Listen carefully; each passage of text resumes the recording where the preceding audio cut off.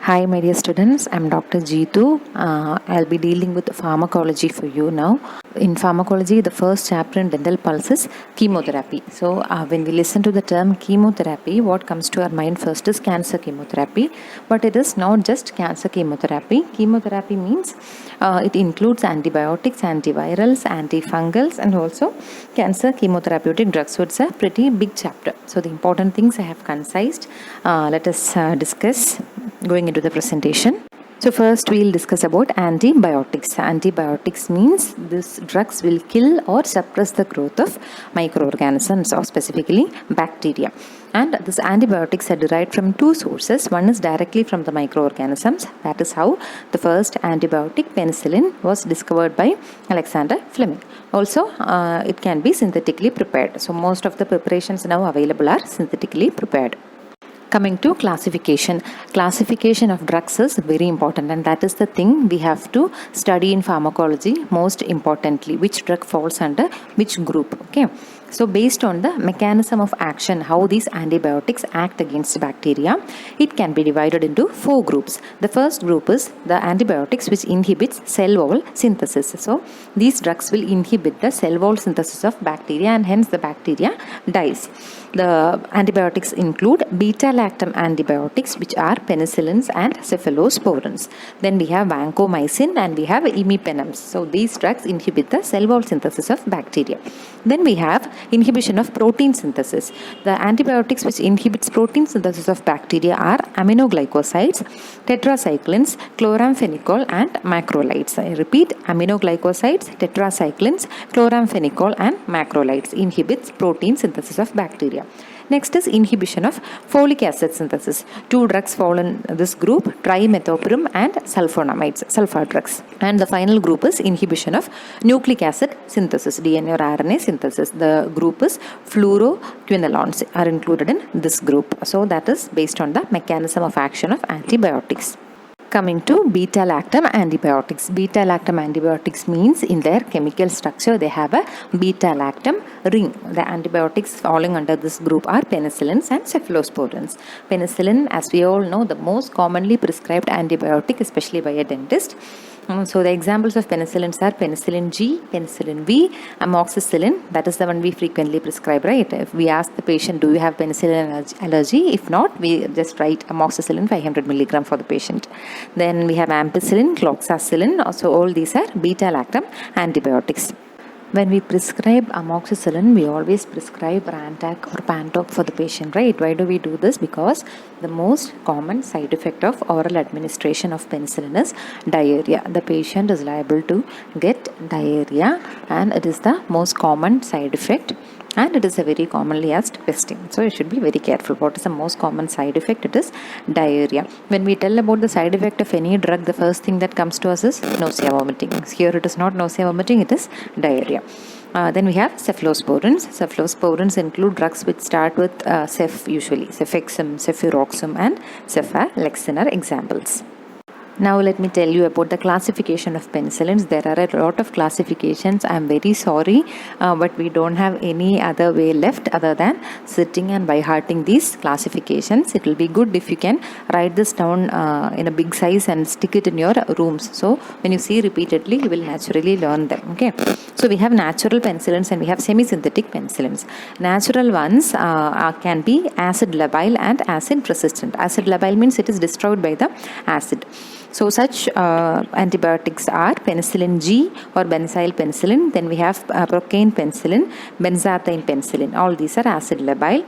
And acid resistant one is penicillin V. This is also important. Penicillin V is a natural penicillin which is acid resistant. Okay. So V for victory. Only resistant people can gain victory. Acid resistant one is penicillin V. Now, semi-synthetic one can be penicillinase resistant beta-lactamase inhibitors and extended spectrum antibiotics. Then penicillinase resistant ones are methicillin, cloxacillin and dicloxacillin. Okay, so methicillin, cloxacillin, dicloxacillin are penicillinase resistant. Bacteria will produce penicillinase which can deactivate the penicillin. So such penicillinase resistant penicillins are methicillin, cloxacillin and dicloxacillin. The next one is extended spectrum. The penicillins are considered to have a spectrum against which it can act. So it is most commonly against gram-positive microorganisms. When the extended spectrum of penicillin is considered, such antibiotics are again of three types: aminopenicillins, carboxypenicillins and uridopenicillins. So aminopenicillins are ampicillin, becampicillin and amoxicillin. So amoxicillin are all familiar to us. Amoxicillin is the most common oral one that we prescribe. The most common parenteral drug is ampicillin. So ampicillin and bucampicillin are similar names. So ampicillin, becampicillin and amoxicillins are aminopenicillins. Carboxypenicillin also, it is easy to remember. Carboxy starts with carbenicillin. So carboxypenicillin's example is carbenicillin. Then we have uridopenicillins. Uridopenicillins examples are piperacillin and meslocillins. Piperacillins and meslocillins. Those which is not fitting into aminopenicillin or carboxypenicillin are uridopenicillins. Okay. Then we have beta-lactamase inhibitors. They are not actually penicillins. We know there is a beta-lactam ring in penicillin, right? So when the bacteria has a beta-lactamase or a material that can destroy the beta-lactam ring, then our penicillin will become inactive or it won't act against the bacteria. So such beta-lactamase inhibitors are clavulanic acid, sulbactam and tazobactam. So when we combine the penicillin with a beta-lactamase inhibitor, it is going to give the full effect. The bacteria is not able to inactivate the penicillin that you are administering. So whichever type of penicillin it be, whether it be acid labile, acid resistant or extended spectrum, the mechanism of action is inhibition of cell wall synthesis. The cell wall of a bacteria consists of a peptidoglycan layer. So this peptidoglycan layer will have proteins as well as glycans, right? So there are some proteins known as penicillin binding proteins. The penicillin will competitively inhibit these penicillin binding proteins. When these proteins are inhibited, there is defective peptide bridge formation between glycans. So the peptidoglycan is not formed and this will cause weak points in the cell wall layer. Thus the bacteria dies. That is the mechanism of action. Since the gram-positive microbes are having PBPs or penicillin binding proteins on their surface, penicillin is very effective against gram-positive bacteria. In contrast, cephalosporins are more active against gram-negative bacteria. Why? Because cephalosporins enter the bacteria through their porins, which is more present on the gram-negative bacterial surface. That is the mechanism of action. We learned the classification of penicillins. We have classification of cephalosporins also. Cephalosporins are divided into generations. Okay, they are classified into 4 generations. Recently, a 5th generation is also added. So this first generation again classified into 2, orally administered and parenterally administered. This is the important ones. There are many other cephalosporins. The oral ones are cefalexin and cefadroxil. Parenteral ones are cefalothin and cefazolin. Second generation is cefuroxim, cefoxitin, cefotitin and cefaclor. Third generation ones are ceftriaxone, cefotaxim, ceftazidime, cefixim. Fourth generation ones are cefipim, cefpirom. Questions have been asked. They will give the name of a cephalosporin and they may ask which generation it belongs to, or you can get questions like all the following are 3rd generation cephalosporins except. So it is important. So how to remember it is pretty big. By hearting all the names is difficult. So we have a trick to remember this. The first generation cephalosporins are the Fa cephalosporins. Okay, they have either Fa or PHA in their names. Cefazolin, cefadroxil, cefalexin, cefalothin, cefapirin and cefradin. These are the first generation cephalosporins. The third generation ones are usually the IME cephalosporins. Also, you can remember 110 and IME cephalosporins are third generation cephalosporins. So ceftriaxone, it ends with 1. The 110 one is ceftibuten. Then all others you have IME in them. Cefotaxim, ceftazidime, cefpodoxim, cefixim. Then the 4th generation cephalosporins are PI ones. They have P, cefipim, cefpirom in their names. 5th generation ones have role, ceftarolin and ceftobipirol. This is how you should remember. And in second generation, everything else is included, and you have two exceptions. Usually, FA antibiotics are first generation cephalosporin, but Cefaclor is a second generation cephalosporin. Similarly, IME ones are usually third generation, but Cefuroxime is a second generation cephalosporin. And in third generation also you can see two names without IME, Cefadinir and Moxilactam, but these are not common. Anyway, I have just put it for your information.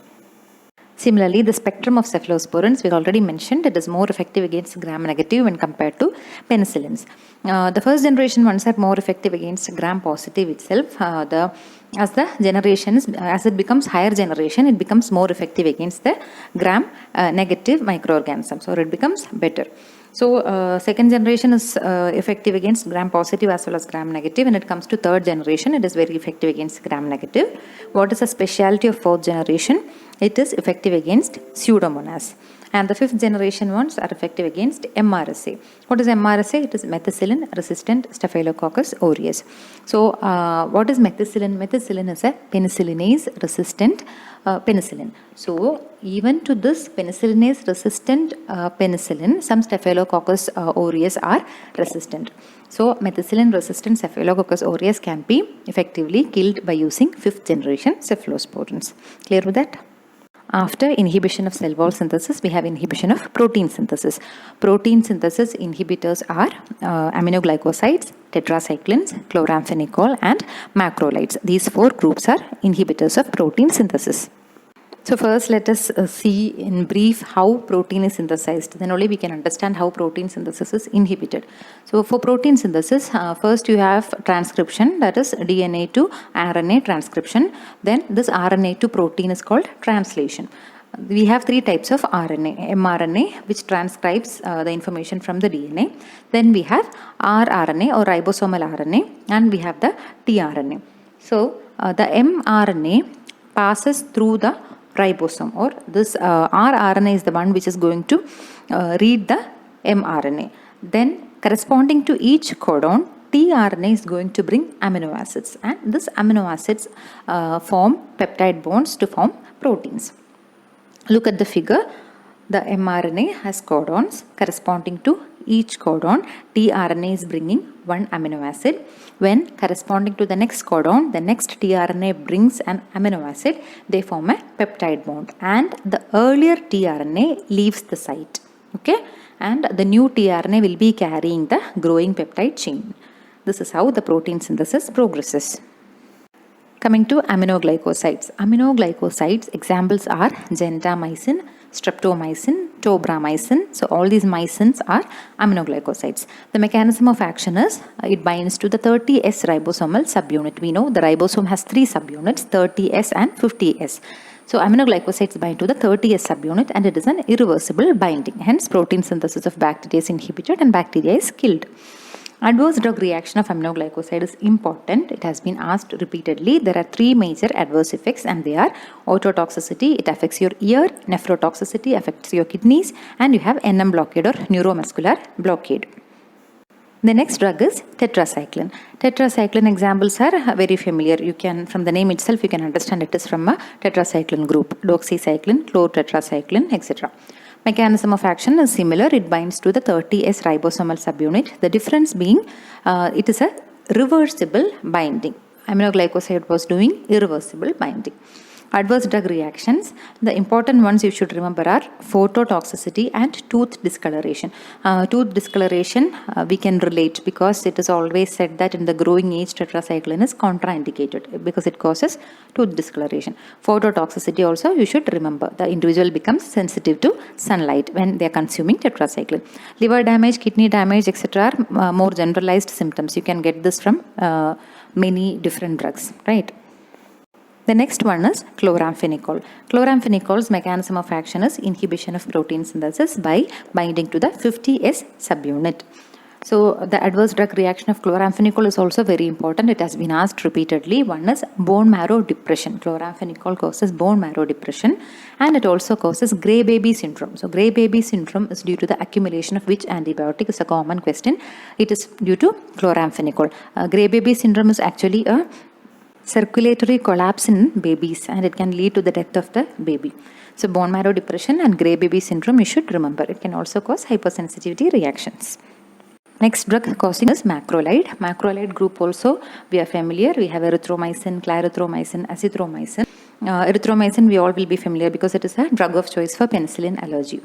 The mechanism of action is similar to chloramphenicol, binding to the 50S ribosomal subunit.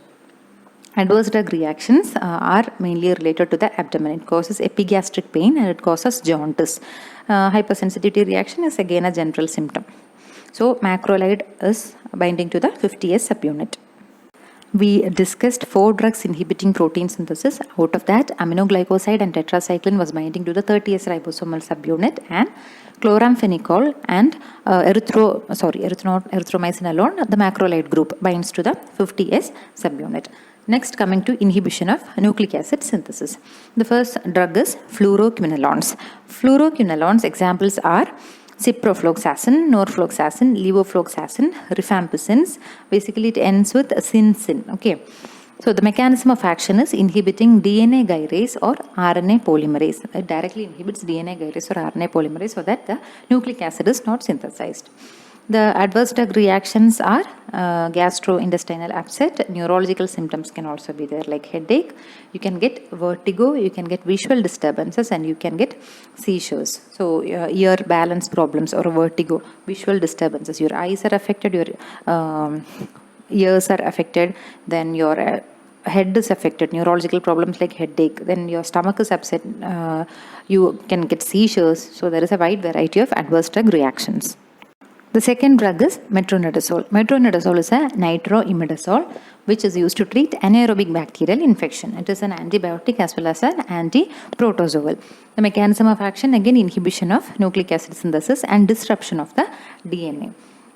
Some indications and contraindications of metronidazole is very important, and it is being asked in MCQs. Some indications are anaerobic infections and infections by Clostridium difficile. It is used to treat bacterial vaginosis, trichomonas infections, amoebiasis and giardiasis because it is anti-protozoal. And contraindications are, it is contraindicated in alcoholics.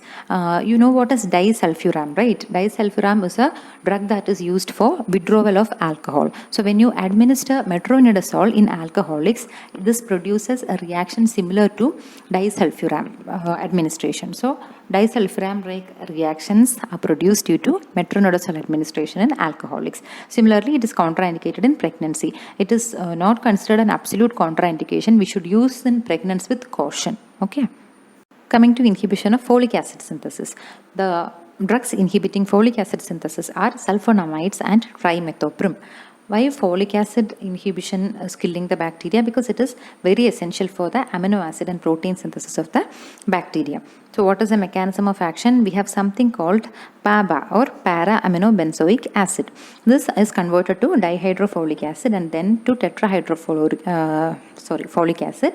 This will lead to purine synthesis and finally DNA synthesis. So where in this cycle the folic acid synthesis is inhibited, sulfonamides inhibit the conversion of PABA to dihydrofolic acid, and trimethoprim inhibits the conversion of dihydrofolic acid to tetrahydrofluoric acid. So sulfonamides inhibit the synthesis of dihydrofolic acid or DHF, and it is inhibiting the dihydrofolate synthase. It is inhibiting the synthesis of DHF. Then the conversion of DHF to THF or tetrahydrofolic acid is done by trimethoprim. So it is inhibiting dihydrofolate reductase. Dihydrofolate is reduced to tetrahydrofolic acid, and this step is inhibited. Coming to antiviral drugs, the classification of antiviral drug is based on against which virus the drug is acting. The first class is anti-herpes virus drugs, second one is anti-influenza, third is anti-hepatitis, and fourth is anti-retroviral. First one is anti-herpes. The drugs included are edoxuridine, trifluridine, acyclovir, valacyclovir, famciclovir, ganciclovir, valaganciclovir, cidofovir, fosarnet, and fomivirsin. Anti-influenza virus drugs are amantadine, rimantadine, oseltamivir, and zanamivir. Anti-hepatitis, again it is classified into primarily for hepatitis B and primarily for hepatitis C. Against hepatitis B, it is lamivudine, adifovir, tenofovir, and dipivoxil. And primarily for hepatitis C is ribavirin and interferon alpha. Antiviral drugs acting against retrovirus is subclassified into 5 groups. The first one is nucleoside reverse transcriptase inhibitors, which include zidovudin, stavudin, lamivudin, diadenosine, abacavir, tenofovir, such drugs. Non-nucleoside reverse transcriptase inhibitors are nevirapine, efavirenz, and delavirdin. Protease inhibitors are ritonavir, atazanavir, intinavir, saquinavir, lopinavir. Entry or fusion inhibitors are N-fuvirtide. Entry, N is there in the drug also, N is there, N-fuvirtide. That is how you should remember. Entry inhibitor is N-fuvirtide. CCR5 receptor inhibitor is maraviroc. Maraviroc, it ends with C. So CCR5 receptor or chemokine receptor inhibitor is maraviroc. Finally, integrase inhibitor. Again, that in the name integrase there is tegra, one term is there. In the drug also raltegravir, tegra is there. So that is also easily identifiable. Now you will be feeling antibiotics was much easier, right? Similar names were falling under similar classification. This is a bit difficult, but again we have a trick to remember. Drugs used for herpes virus infections are usually cyclovir drugs. Okay, valacyclovir, actually it is a prodrug. It gets converted to acyclovir in our body. Then famciclovir, which gets converted to penciclovir in our body. Then ridin drugs, edoxuridin, trifluridin. These are the common drugs of anti-herpes virus group. Now this is an important question. A drug acting against cytomegalovirus. Usually we give cyclovir drugs for herpes, right? Cyclovir drugs can also be given for cytomegalovirus infections. Cyclovir and fovir group of drugs are given for cytomegalovirus infections. We administer ganciclovir for cytomegalovirus retinitis or CMV retinitis. If it is not responding, we give fovir group, that is cidofovir. If it is resistant to that also, we give fosarnet. So this has been asked as a MCQ. Next is drugs for influenza virus. There are 2 groups of drugs given for influenza virus, MAVIR group and mantidine group. MAVIR group means they are neuraminidase inhibitors. Examples are oseltamivir and zanamivir. Oseltamivir you may be familiar. There was some spread of H1N1 virus or swine flu virus. That time oseltamivir was given as the drug of choice. This H1N1 or swine flu virus was resistant to mantidine drugs. Mantidine drugs are viral replication inhibitors. Example, amantadine and rimantadine. So MAVIR and mantidine group are given for influenza virus. Next important area is antiretroviral drugs. We have reverse transcriptase inhibitors and protease inhibitors, which is given majorly for treating retrovirus. Reverse transcriptase inhibitors are of 2 types: nucleoside reverse transcriptase inhibitors and a class which has no relation with nucleosides, non-nucleoside reverse transcriptase inhibitors. NRTIs are cavir, fovir and woodin drugs. For example, abacavir, entecavir, cidofovir, tenofovir, zidovudin, lamivudin, stavudin. All these cavir, fovir and woodin drugs are NRTIs or nucleoside reverse transcriptase inhibitors. NNRTIs, how to remember? These drugs will have vir inside their names, or vir is present as an infix in NNRTIs. Cavir, fovir and all are ending with vir, right? If vir comes as an infix, it is a NNRTI or non-nucleoside reverse transcriptase inhibitor. That is how you should remember. So NRTIs are zidovudin, stavudin, lamivudin, telbivudin, abacavir, entecavir, adifovir, tenofovir. Don't get confused. Woodin, cavir and fovir drugs are NRTIs.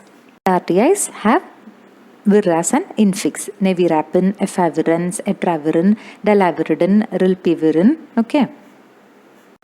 Now protease inhibitors. Protease inhibitors are NAVIR drugs. Saquinavir, intinavir, ritonavir, nelfinavir, amprinavir, fosamprinavir, atazanavir, lopinavir, diprenavir, darunavir. All NAVIR drugs are protease inhibitors. There is nothing to get confused. Let us see in short about these drugs. First is anti-HSV. We already said cyclovir drugs are commonly given as anti-HSV drugs. Acyclovir, which is metabolized to its nucleotide analog or trinucleotide form, inhibits the DNA polymerase. So it is not directly inhibiting DNA polymerase. It gets converted to its trinucleotide form and then it inhibits DNA polymerase. it is a drug of choice for most of the herpes infections, HSV genital and mucocutaneous infections, HSV encephalitis, keratitis, herpes zoster, and chickenpox. All those who have got chickenpox will know you would have taken acyclovir. Okay. Now this is a common question. We have already discussed this. Another cyclovir drug, ganciclovir, is the drug of choice for CMV or cytomegalovirus retinitis. When ganciclovir fails, we give cidofovir or fosarnet. So ganciclovir, and that is the first line. After that, we are giving cidofovir or fosarnet. So all these are CMV, anti-CMV antiviral drugs.